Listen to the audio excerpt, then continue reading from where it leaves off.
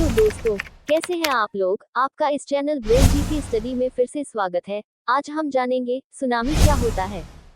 जब धरती हिलती है तो भूकंप आता है और जब यही भूकंप समुद्र में आता है तो सुनामी बन जाता है।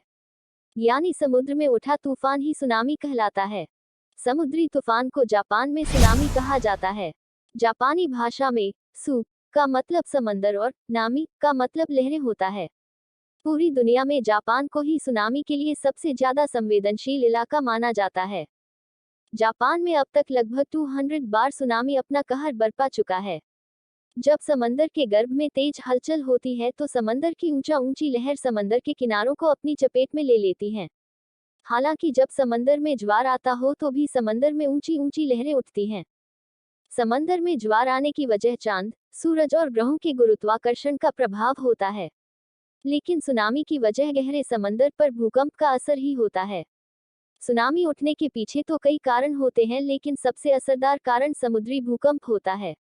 इसके अलावा जमीन धंसने, ज्वालामुखी फटने, किसी तरह का विस्फोट या कभी कभी उल्कापात के असर से भी सुनामी लहरें उठती हैं।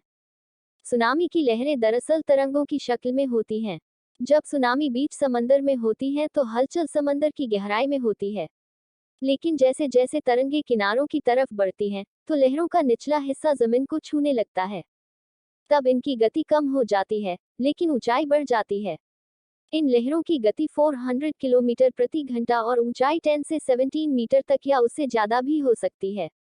ऐसी हालत में जब ये किनारे को टक्कर मारती हैं तो जानमाल की भीषण तबाही होती है। लेकिन हर भूकंप से सुनामी लहरें बने ये जरूरी नहीं। इसके लिए भूकंप का केंद्र समुद्र के अंदर या उसके आसपास होना जरूरी है।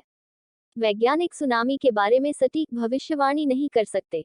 धरती की जो प्लेट्स या परतें जहां जहां मिलती हैं वहां के समुद्र में सुनामी का खतरा ज्यादा होता है।